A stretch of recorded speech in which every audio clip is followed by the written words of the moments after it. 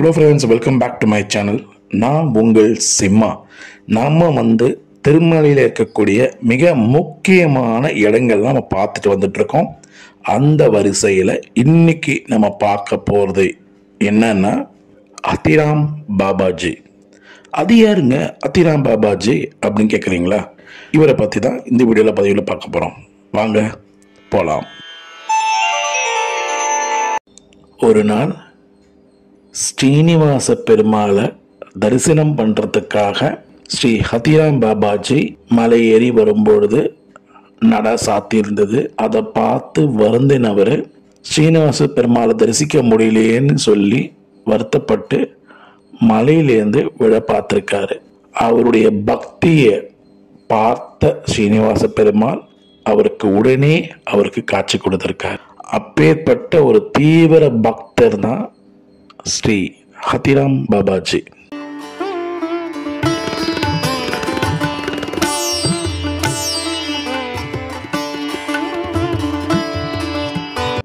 இந்த ஹத்திராம் பாபாஜியும் ஸ்ரீனிவாச பெருமாளும் இருவரும் சேர்ந்து தாயம் விளையாடுவாங்களாம்.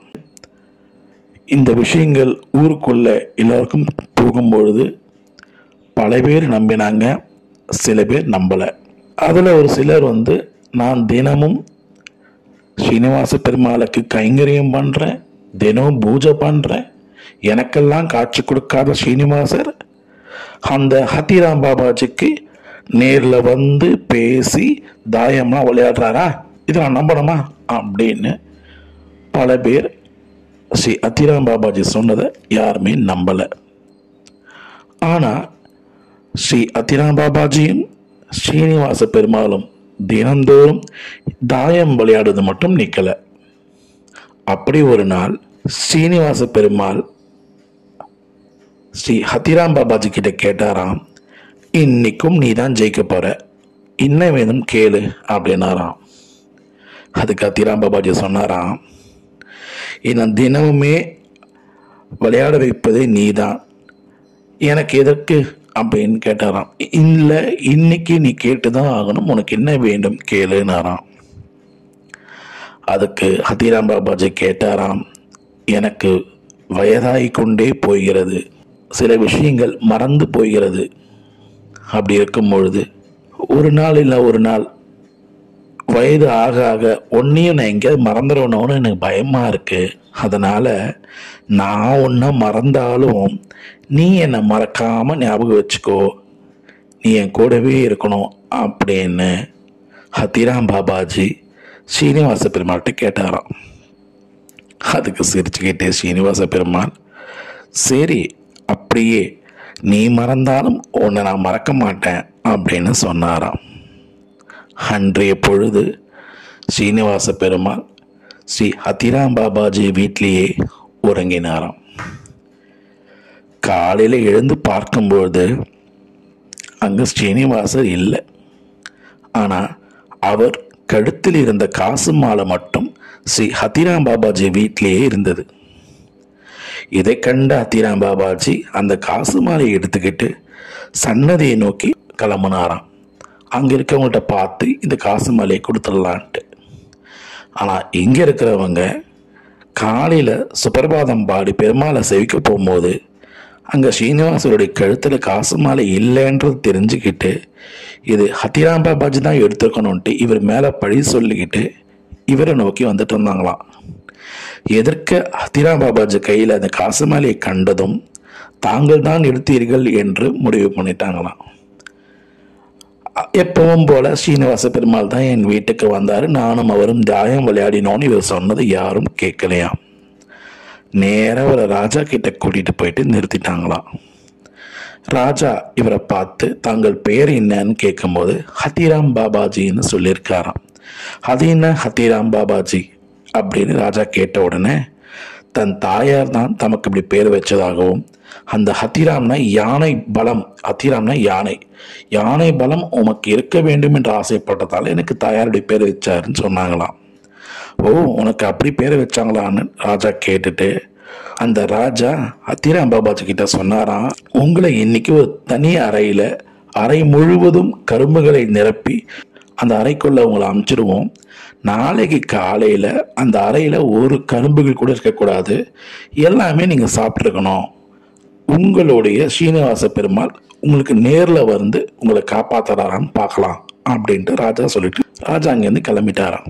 ஸ்ரீ ஹத்திராம் பாபாஜி உடனே எங்கள் ஸ்ரீனிவாசர்கிட்ட வேண்டினாராம், உன்னை யாரும் நம்பவில்லையே, இதற்கு நீதான் வழி சொல்லணும் அப்படின்ட்டு ஹத்திராம் பாபாஜி பெருமாள் கிட்ட வேண்டினாராம். உடனே பெருமாள் ஹத்திராம், ஹத்தின்னா யானை இல்லையா, ஒரு யானையை அனுப்பினாராம். பூட்டியிருந்த அறைக்குள் நுழைந்த யானை அனைத்து கரும்புகளையும் சாப்பிட்டுதான். சாப்பிட்டது மட்டும் இல்லாமல் யானை எல்லோருக்கும் கேட்கும்படி சத்தமாக குரலை எழுப்பி கூப்பிட்டுச்சான். என்னடா யானை சத்தம் கேட்குதுன்ட்டு அங்கே இருந்த அத்தனை பேரும் அந்த அறையை நோக்கி ஓடி வந்தாங்களாம். பார்த்தா அந்த அறையில் ஒரு கரும்புகளும் இல்லையா. யானை கூப்பிட்டது மட்டும் இல்லாமல் அவங்க கண் முன்னே மறைஞ்சிடுச்சான்.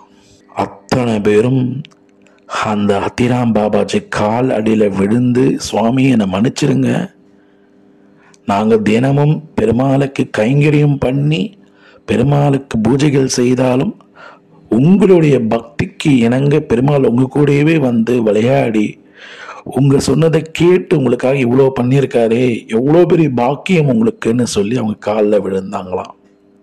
இந்த விஷயம் ராஜா சேவைகளுக்கு எட்டின அடுத்த நொடி ராஜா ஹத்திராம் பாபாஜி முன்னே வந்தாராம்.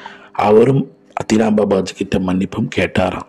பாருங்க ஃப்ரெண்ட்ஸ், அவர் எதுவுமே எதிர்பார்க்கல பெருமாள் கிட்ட. அவர் எதிர்பார்த்தது எல்லாமே பெருமாள் மட்டுமே, வேற எதுவுமே கிடையாது. அப்பேற்பட்ட பக்தி பெருமாள் மேல அவருக்கு.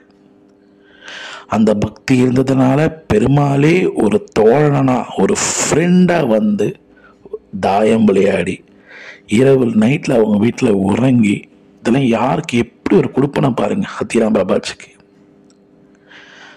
அவர் இருந்த வாழ்ந்த இடத்துல இன்னைக்கு நம்ம இருக்கோம் ஃப்ரெண்ட்ஸ். எத்தனை பேருக்கு தெரியும் இங்க இருக்கக்கூடிய திருமலையில ஸ்ரீனிவாச பெருமாள் பக்கத்தில் இருக்கக்கூடிய இந்த இடம் எத்தனை பேருக்கு தெரியும்? எத்தனை பேர் வந்திருக்கீங்க? வந்திருந்தீங்கன்னா சந்தோஷம். இது வரைக்கும் வரலைன்னா இந்த பதிவுகளை பார்த்து அனைவரும் இங்க வரணும்னு நான் கேட்டுக்கிறேன். சரிங்களா? இதை தொடர்ந்து இவருடைய ஹத்திராம் பாபாஜியோடைய ஆசிரமத்துக்கு போகலாம் வாங்க. ஹத்திராம் பாபாஜி ஜீவ சமாதிக்கு நம்ம வந்திருக்கோம். வேணுகோபால சுவாமி பார்க்க வந்திருக்கோம். நம்ம 2 இடத்தையும் இப்போ கவர் பண்ண போகிறோம். வாங்க போகலாம்.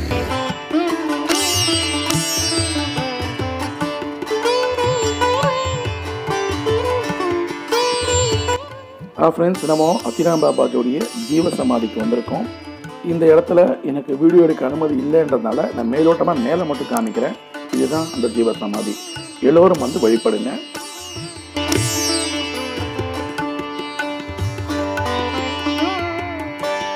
இந்த ஜீவ சமாதி பக்கத்தில் இருக்கக்கூடியது தான் வேணுகோபால சுவாமி கோவில்.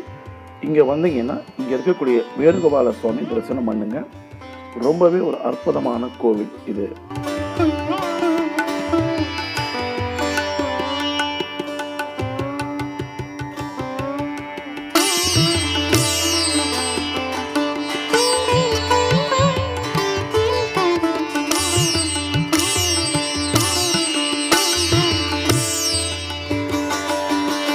இங்கே உள்ளே இருக்கக்கூடிய ஆஞ்சநேய சுவாமி தரிசிக்க மறந்துடாதீங்க.